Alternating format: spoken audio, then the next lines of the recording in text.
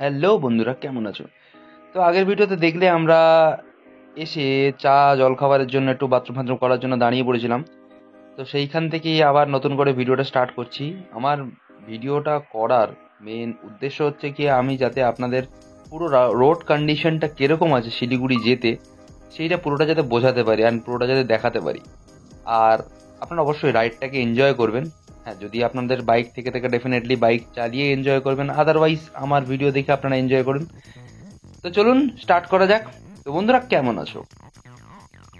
ভিডিওটা এরকম পার্টে পার্টে দিচ্ছি মানে এই ভেবেন না যে আমরা এখানে দাঁড়িয়ে স্টপ নিয়েছি, মানে একটা দিন এখানে ওয়েস্ট করেছি, দেন নেক্সট ডে এখান দিয়ে বেরিয়েছি, তা কিন্তু নয়।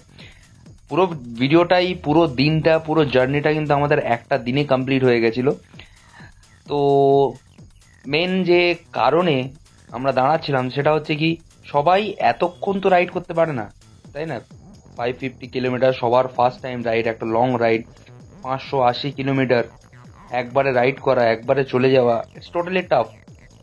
আর তার উপরে আমি যেহেতু আগেই বলেছিলাম যে আমি দুদিন টানা ডিউটি করেছি, করে আমি ঘুমাইনি, ঘুমটুম ঠিকঠাক করে হয়নি, তাই আমার একটু বেশি প্রবলেম হচ্ছিল। তাই জন্যই সবাই দাঁড়িয়ে দাঁড়িয়ে দাঁড়িয়ে যাচ্ছিলাম আমরা চা খেতে খেতে, যাতে একটু মাইন্ডটা ফ্রেশ থাকে, যাতে ওই বোরিয়ত না আসে, মানে একটা ধার লাগাতার চালিয়ে যাচ্ছে, বোরিং জিনিস ব্যাপারটা না আসে। সেই জন্যই আমরা এইভাবেই চালাচ্ছিলাম। তো চলুন বন্ধুরা, আপনারা একটু রাইডটাকে এনজয় করুন। হ্যাঁ, মিরারে বারবার দেখতে হয়, তার কারণ হচ্ছে কি, যেহেতু আমরা গ্রুপ রাইড করছি, সো গ্রুপে সবাই আছে কিনা, আমার পিছনে যার থাকার কথা সে আছে কিনা, তার হেডলাইট, তার নাম্বার প্লেট যতক্ষণ না মিরারে ভালো করে দেখা যায় ততক্ষণ গাড়ি যেরকম চালানো উচিত নয়। সবাই গ্রুপে একটা লিমিটেড সেম স্পিডে গাড়ি চালায়, তো সেই হিসাবেই আমরা যাই। তো বন্ধুরা চলুন, গাড়ির রাইডটা আপনারা এনজয় করুন। রাস্তাটা দেখুন ইয়ার, একদম সেক্সি রোড। এই রোডটা আপনারা এনজয় করতে থাকুন ততক্ষণ। চলুন, আমরা এরপরে দাঁড়াবো খেতে। খাওয়ার ওখানে কি কথা হচ্ছে।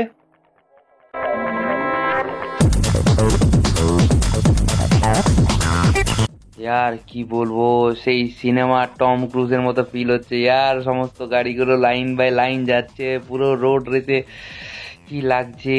জাস্ট ভিউটা দেখো ইয়ার, ভিউটা দেখো, সবুজ গাছের মধ্যেখান দিয়ে রোড, সাথে সমস্ত ফ্রেন্ডরা একসাথে গ্রুপ রাইড করছি।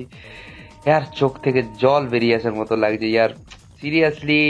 মানে হার্ট টাচিং, নাথিং, মানে নো কমেন্টস। আপনারা না রাইড করে থাকলে আপনারা কোনোদিন বুঝবেন না। রাস্তাটা দেখুন ইয়ার, সবাই রাস্তা নিয়ে কমপ্লেন করে, হ্যাঁ আমিও করি, বাট এই রাস্তাটা দেখুন ইয়ার, মানে কি বলবো, নো কমেন্টস।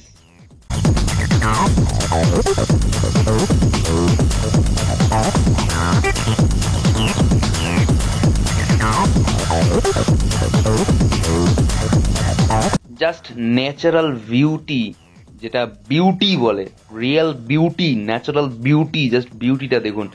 সবুজ গাছ, আকাশ নীল, সাথে এরকম রাস্তা, সেই লাগছে ভাই, সেই সেই সেই লাগছে। শুধু দেখুন কেমন লাগছে, মানে জাস্ট এনজয় করুন।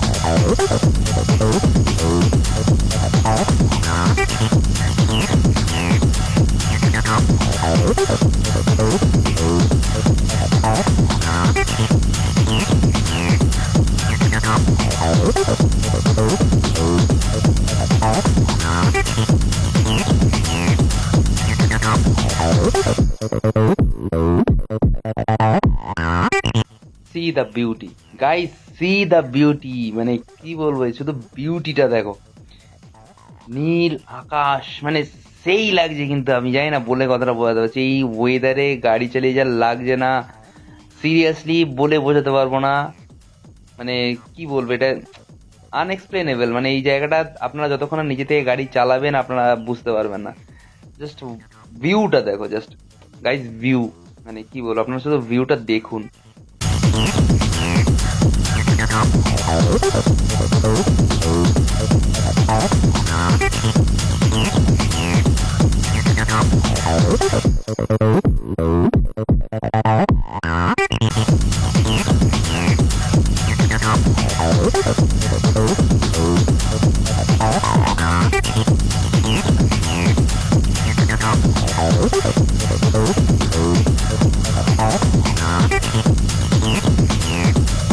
জানি না NX 500 যিনি চালাচ্ছে, তো ওই দাদাটা বললো একটু দাঁড়াবে, তাই সাইডে সবাই মিলে একটু দাঁড়ালাম, দেখি কি হলো। অ্যাকচুয়ালি মেন ব্যাপারটা হচ্ছে কি, ওনার বাইকে যে টেল ব্যাগটা রয়েছে সেই টেল ব্যাগের ওই মানে ঠিকঠাক করে বাঁধা হয়নি মনে হয়, সেই জন্য ওটা নোট ছিল বললো। তো নোট ছিল যেহেতু, তো একটু চালাতে অসুবিধা হচ্ছিল, তাই জন্য দাঁড়াতে বললো। আমরা সবাই দাঁড়ালাম, চলো আবার ক্লাস রেডি হয়ে যাই চালানোর জন্য।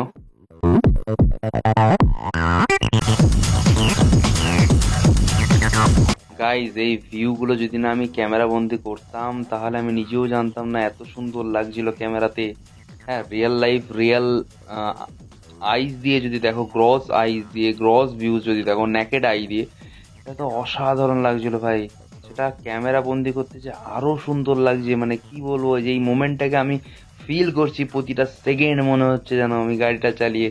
আর এইরকম রাস্তায় এইরকম গাড়ি না চালালে ভাই তোমরা বুঝতে পারবে না। আমি যতই ভিডিওতে বলি, যতই মুখে বলতে থাকি, যাই বলতে থাকি, বাট গাড়ি না চালালে তোমরা এই রাস্তাটাই বুঝতে পারবে না, সত্যি কথা বুঝতে পারবে না তোমরা। মানে জাস্ট বাইক নিয়ে কোনোদিন বেরিও, যদি চালাতে ভালো মতো পারো, লাইসেন্স থাকে, এভরিথিং থাকে, দেন সেফটি গিয়ার্সের সাথে বাইক নিয়ে বেরিও, এই রাস্তাটাকে এনজয় করো গাইজ, জাস্ট এনজয় করো।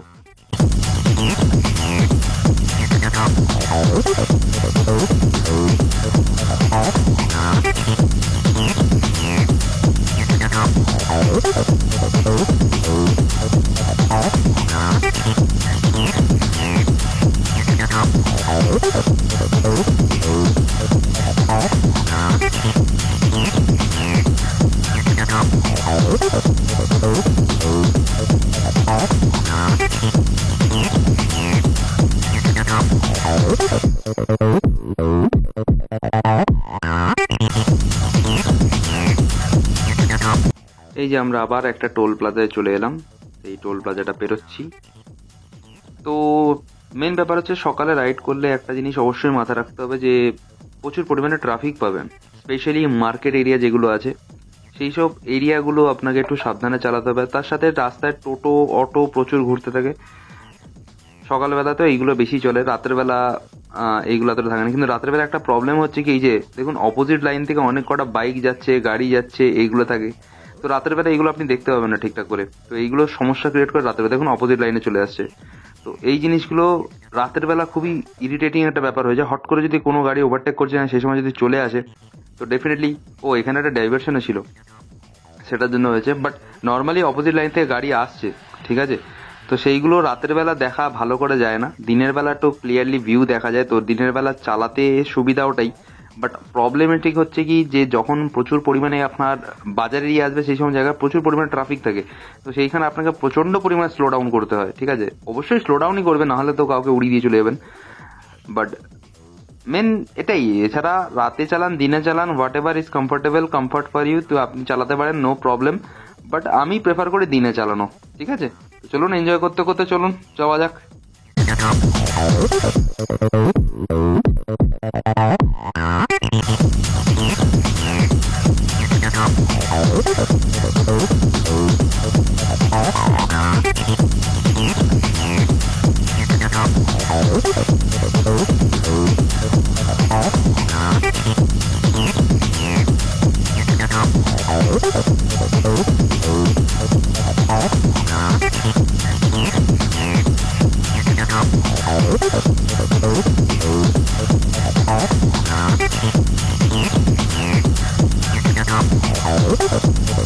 Guys one more important tips, সেটা হচ্ছে কি রাস্তায় প্রচুর পরিমাণে ডাইভারশন আছে, তো ডাইভারশনগুলো একটু ভালো করে চালাবেন। আর ডাইভারশনে কেন হুটহাট করে ওভারটেক করবেন না সেটা আমি পরে বলছি।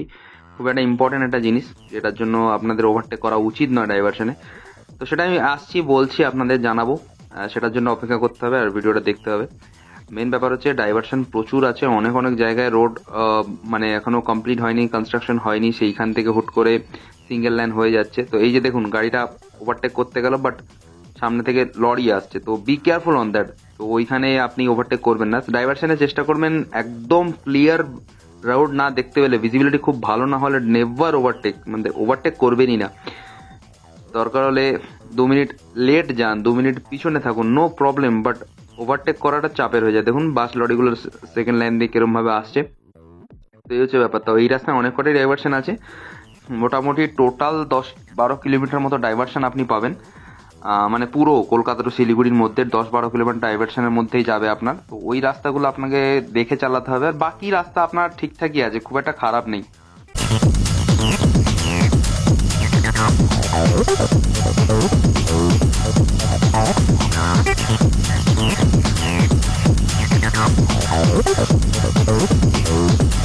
আমরা অলমোস্ট বহরমপুরের কাছাকাছি চলে এসেছি, আর এখানে সবাই বললে একটু দাঁড়াবে পেট্রোল পাম্পে পেট্রোল ভরবে। যদিও আমার গাড়ি সেরকম পেট্রোল শেষ হয়নি, বাট স্টিল সবাই যেহেতু তেল ভরার জন্য দাঁড়াবে, সবাই যখন স্লো ডাউন করবে, সো আমারও উচিত একটু স্লো ডাউন করা।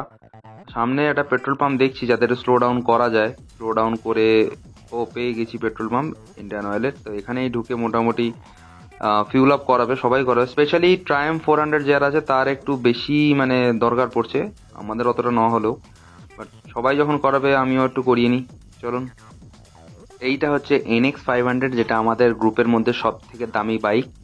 আর বাকি বাইকগুলো দেখলেন, আমারটা হচ্ছে CB350, আরেকজনের RS, মানে দুটো RS, দুটো CB350 আর একটা ট্রায়াম্ফ 400। তো ট্রায়াম্ফ 400 এর মাইলেজটাও কম, সাথে তেল ট্যাঙ্কি 12-13 লিটার, তো সেই জন্য একটু অসুবিধা হচ্ছে। অ্যান্ড এই যে সবাই করতে করতে যাচ্ছি আমরা নাচতে নাচতে, মোটামুটি ফার্স্ট গ্রুপ রাইড, কিন্তু আমাদের বিলিভই হচ্ছে না এটা আমরা ফার্স্ট। এটা হচ্ছে CB350 RS, এই যে taxi, this is our taxi.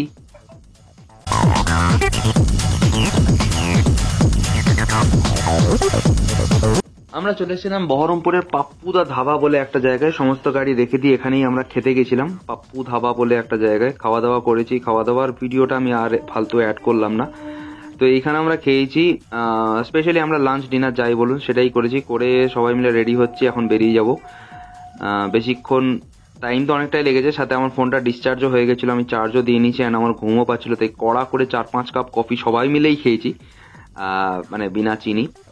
তো মোটামুটি সবাই কমপ্লিট, সব রেডি, আর এবার চলুন আবার যাওয়া যাক।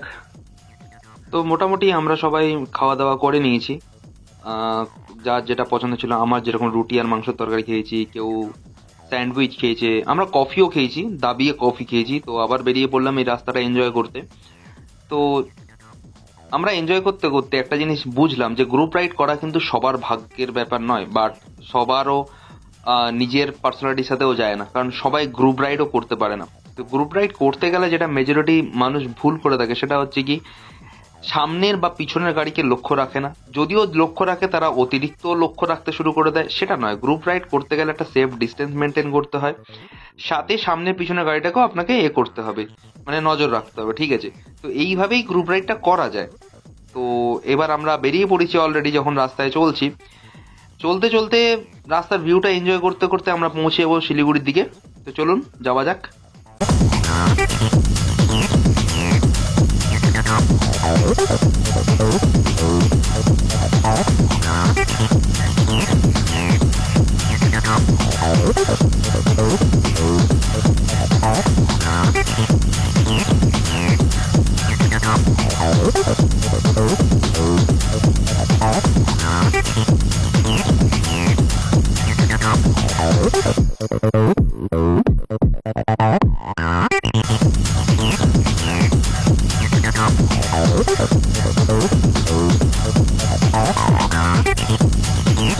যে জন্য আমি বারবার তখন থেকে বলে যাচ্ছিলাম যে এই সব ডাইভারশনগুলো যখন থাকবে ওভারটেক করবেন না, ওভারটেক করবেন না। তার মেন কারণটা আমি একটু পরেই আপনারা দেখতে পাবেন। একটা বাইক আমাদের সাথেই খাচ্ছিল। ওখান থেকে বেরোনোর পর এরকম ডাইভারশনে ওখান থেকে হুট করে ওভারটেক করতে গিয়ে অ্যাক্সিডেন্ট হয়ে পড়ে আছে। আমি ভিডিওর মধ্যে কভার আপ করেছি ওই জিনিসটা রয়েছে, আপনাদের আমি দেখাবো। একটু দাঁড়ান, একটু ধৈর্য ধরুন, আমি আসছি ওই জায়গাটাতেই।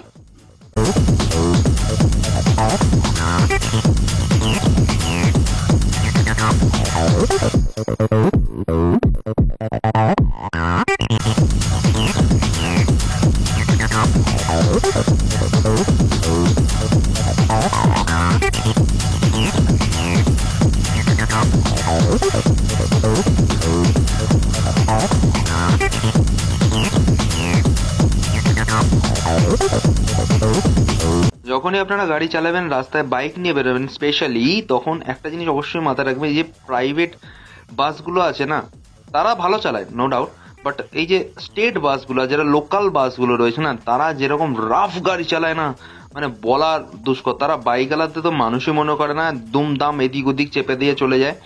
ওর থেকে লরি, প্রাইভেট বাস যেগুলো আছে, যেগুলো ভলভোর তো আমি ধারে কাছে যেতে বলবো না, কারণ ওরা বাইক, ওরা মোটামুটি 80, 90, 100 টানে, তো ওদের ধারে পাশে একদমই যেতে নেই, ওদের থেকে দূরে থাকাই ভালো।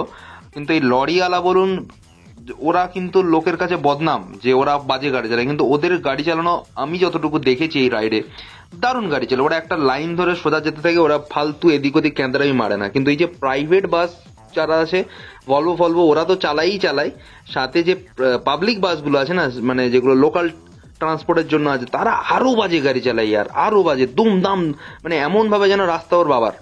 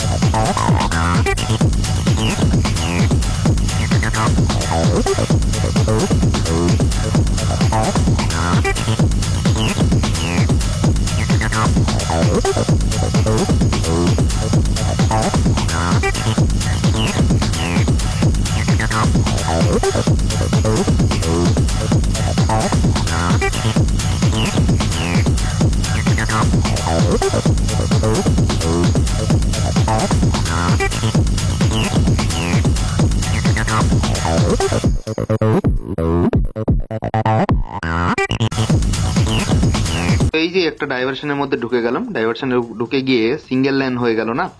এইখানে একটা হিমালয়ান আছে, যেটা আমাদের সাথেই ওই সেম রেস্টুরেন্ট থেকে খেয়ে বেরিয়েছিল, আমাদের সাথে বসেই খেয়েছিল, বাট তারা আগে বেরিয়ে গেছিল, আমরা একটু পরে। তো তারা বেরিয়ে এইখানেই ক্যাদরাতি মারছিল মনে হয়, এই বারবার এই পাশ থেকে ওভারটেক করতে চাইছিল। আমি বারবার বারণ করছি আপনাদের যে কেন করবেন না। তার মেন উদ্দেশ্যটা এইখানে আপনারা দেখতে পাবেন। সে এইখানে এসে এরকম ক্যাদানি মারতে গিয়ে মেবি সামনে থেকে একটা ভেহিক্যাল আসতে গেছিল, ও দেখতে পায়নি, অ্যান্ড সেই সময় ক্র্যাশ করে বসে আছে। একটু আগেই আছে, আমি চেষ্টা করেছি পুরোটাই কভার করার, কিন্তু হ্যাঁ ওখানে আমরা দাঁড়াইনি, দাঁড়িয়ে রঙ্গ তামাশা করতে যাইনি। তো সেই জন্য ওই জায়গাটা মনে হয় বেশিক্ষণ আপনারা দেখতে পাবেন, বাট পজ করে আপনারা দেখতে পাবেন, একটু স্লো ডাউনও করে নিতে পারেন ভিডিওটা। আমি পুরোটাই দেখানোর চেষ্টা করেছি ওই জায়গাটার। চলুন, সামনেই আছে।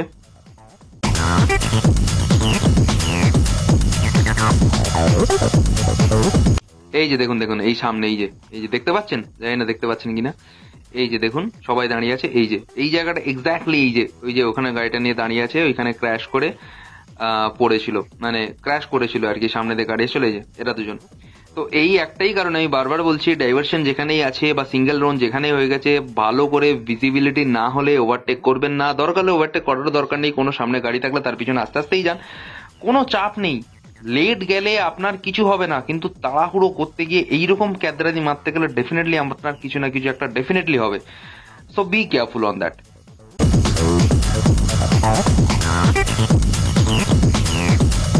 আমাদের শিলিগুড়ি যাওয়ার সবচেয়ে মোস্ট ওয়েটেড অ্যান্ড সবচেয়ে মোস্ট ইন্টারেস্টিং পার্ট এটাই হলো পচিংকি ব্রিজ, পাবজির পচিংকি ব্রিজ।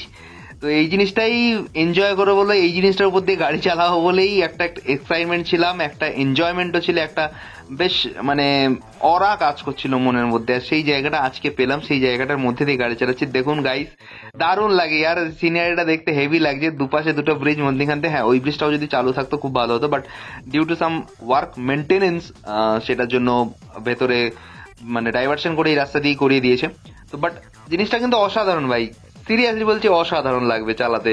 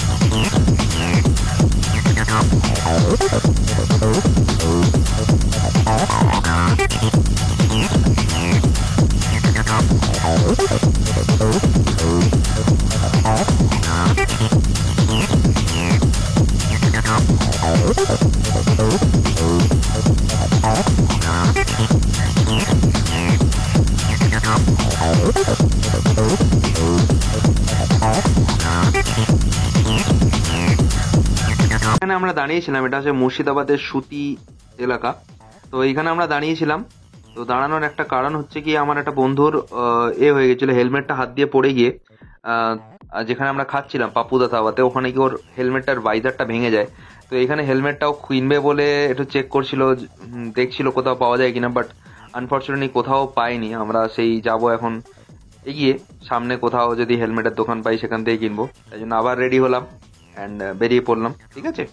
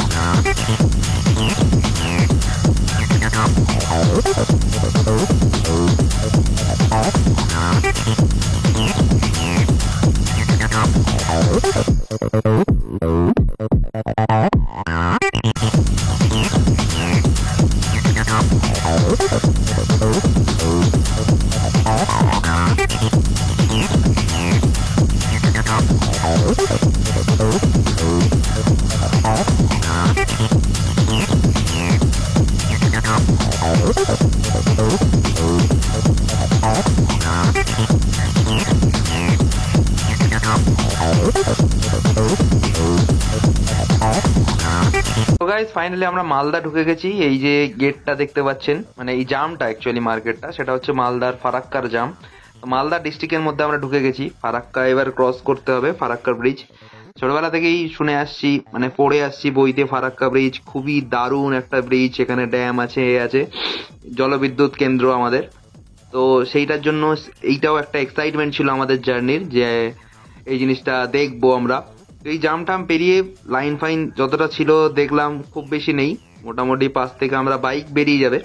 তাই আমরা আস্তে করে পুচুত করে পাশ থেকে সাইড কাটিয়ে বেরিয়ে গেলাম এর উপর দিয়ে, ফারাক্কা ব্রিজের উপর দিয়ে। এই ব্রিজটা কিন্তু একটা নস্টালজিক একটা ব্রিজ, ঠিক আছে, এটা দারুণ লাগে, এটা বেশ মানে খুব সুন্দর একটা জিনিস। দেখুন আমার সামনে একটা CB350 আছে, এটা ট্রায়াম্ফ 400। আমরা সবাই একসাথেই যাচ্ছিলাম, আমাদেরই গ্রুপ এটা। তো এখানে বেশ মোটামুটি যাচ্ছি। তো ফারাক্কা ব্রিজের উপরে খুব জোরে গাড়ি চালানো যায় না, কারণ কি হয়, ছোটবেলায় ফিজিক্স পড়েছিলেন যে কম্প্রেশন যদি হয়, সাথে কম্পন যদি শুরু হয়, তার ফলে কি হয়, ব্রিজটা যখন তখন ভেঙে যেতে পারে। তাই জন্য যত আস্তে যাওয়া যায় ততই ভালো, যাতে কম্পন বা ভাইব্রেশনটা না হয় একদমই।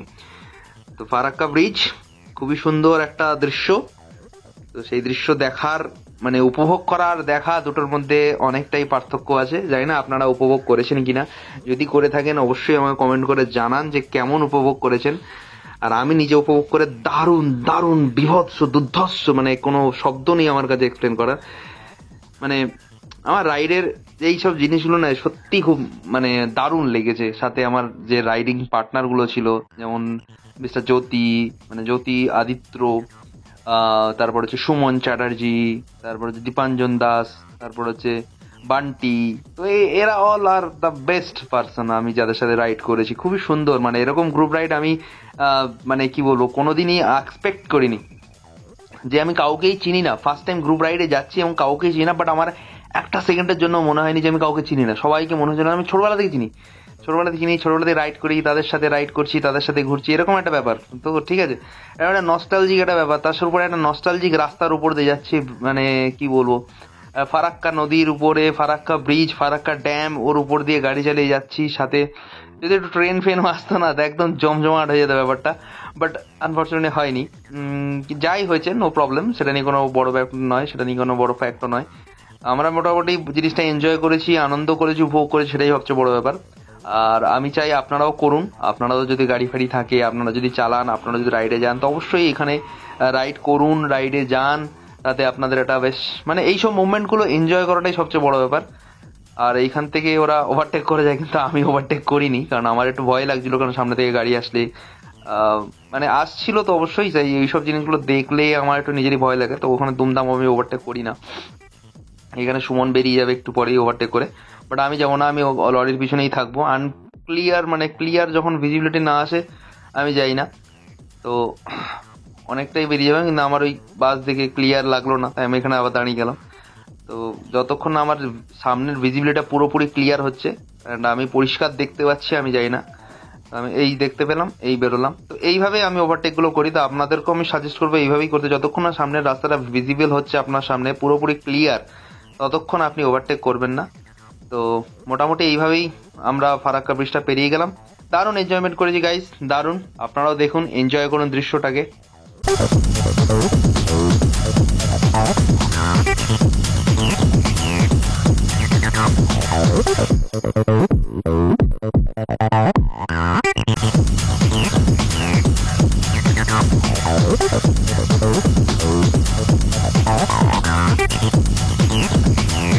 তো গাইজ আমি অলরেডি বললাম যে আমার একটা বন্ধুর হেলমেট ভেঙে গেছিল, তাই জন্য আমরা একটু দাঁড়ালাম। ঠিক আছে, চলুন হেলমেটটা নিই, তারপর দেখা হচ্ছে। I should fuck her.